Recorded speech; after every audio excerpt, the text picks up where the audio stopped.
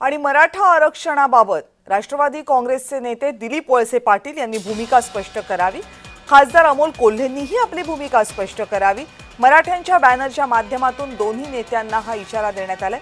शिरूरमधल्या मराठा बांधवांनी ही मागणी केली आहे। या सगळ्याचा आढावा घेतलाय आमचे प्रतिनिधी अमोल दरेकर यांनी। राज्यात सकल मराठा समाज आक्रमक होताना पाहायला मिळत आहे आणि आझाद मैदानावरती मनोज जरांगे पाटील कुठेतरी आता उपोषणाच्या माध्यमातून मराठा समाजाला न्याय देतील ही भूमिका आता मराठा समाज आता प्रश्नातून प्रतिनिधींना विचारू लागलाय।